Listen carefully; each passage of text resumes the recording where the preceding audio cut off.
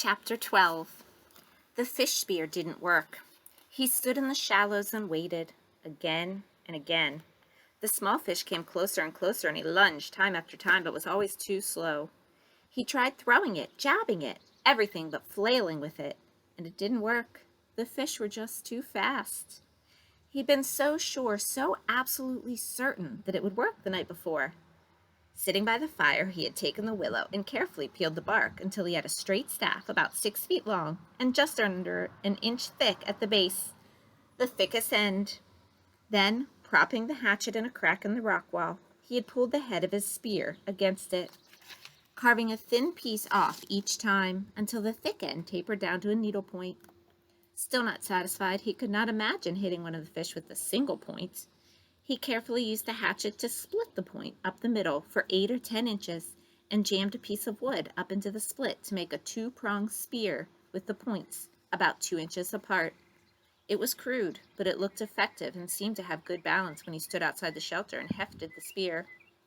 He had worked on the fish spear until it had become more than just a tool. He'd spent hours and hours on it, and now it didn't work. He moved into the shallows and stood, and the fish came to him. Just as before, they swarmed around his legs, some of them almost 6 inches long. But no matter how he tried, they were too fast. At first he tried throwing it, but that had no chance. As soon as he brought his arm back, before he threw, the movement frightened them. Next, he tried lunging at them, having the spear ready just above the water and thrusting with it. Finally, he actually put the spear in the water and waited until the fish were right in front of it. But still somehow, he telegraphed his motion before he thrust, and they saw it and flashed away. He needed something to spring the spear forward, some way to make it move faster than the fish. Some motive force. A string that snapped, or a bow and arrow. A thin, long arrow with the point in the water, and the bow pulled back so that all he had to do was release the arrow. Yes, that was it. He had to invent the bow and arrow. He almost laughed as he moved out of the water and put his shoes on. The morning sun was getting hot, and he took his shirt off. Maybe that was how it really happened way back when. Some primitive man tried to spear fish, and it didn't work, and he invented the bow and arrow. Maybe it was always that way. Discoveries happened because they needed to happen. He had not eaten anything yet this morning, so he took a moment to dig up the eggs and eat one. Then he reburied them, banked the fire with a couple of thicker pieces of wood, settled the hatchet on his belt, and took the spear in his right hand, and set off up the lake to find wood to make a bow. He went without a shirt, but something about the wood smoke smell on him kept the insects from bothering him as he walked to the berry patch. The raspberries were starting to become overripe, just in 2 days, and he would have to pick as many as possible after he found the wood. But he did take a little time now to pick a few and eat them. They were full and sweet, and when he picked one, 2 others would fall off the limbs into the grass, and soon his hands and cheeks were covered with red berry juice, and he was full. That surprised him, being full. He hadn't thought he would ever be full again, knew only the hunger, and here he was full. 1 turtle egg and a few handfuls of berries, and he felt full. He looked down at his stomach and saw that it was still caved in. Did not bulge out as it would have with 2 hamburgers and a freezy slush. It must have shrunk. And there was still hunger there, but not like it was, not tearing at him. This was hunger that he knew would always be there, even when he had food. A hunger that made him look for things, see things. A hunger to make him hunt. He swung his eyes across the berries to make sure the bear wasn't there, at his back. Then he moved down to the lake. The spear went out before him automatically, moving the brush away from his face as he walked. And when he came to the water's edge, he swung left. Not sure what he was looking for, not knowing what wood might be best for a bow. He had never made a bow, never shot a bow in his life, but it seemed that it would be along the lake, near the water. He saw some young birch, and they were springy, but they lacked snap somehow, as did the willows. Not enough whip back. Halfway up the lake, just as he started to step over a log, he was absolutely terrified by an explosion under his feet. Something like a feathered bomb blew up and away in a flurry of leaves and thunder. It frightened him so badly that he fell back and down, and then it was gone, leaving only an image in his mind. A bird, it had been, about the size of a very small chicken, only with a fantail and stubby wings that slammed against its body and made loud noise. Noise there and gone. He got up and brushed himself off. The bird had been speckled brown and gray, and it must not be very smart, because Brian's foot had been nearly on it before it flew. Half a second more, and he would have stepped on it and caught it, he thought, and eaten it. He might be able to catch one or spear one. Maybe, he thought. Maybe it tasted like chicken. Maybe he could catch one or spear one, and it probably did taste just like chicken. Just like chicken when his mother baked it in the oven with garlic and salt, and it turned golden brown and crackled. He shook his head to drive the picture out and moved down to the shore. There was a tree there with long branches that seemed straight, and when he pulled on one of them and let it go, it had an almost vicious snap to it.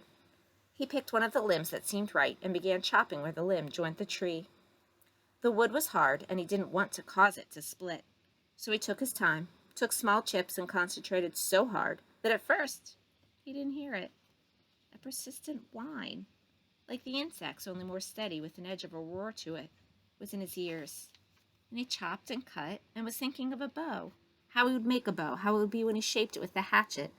Still the sound did not cut through until the limb was nearly off the tree, and the whine was inside his head, and he knew it then.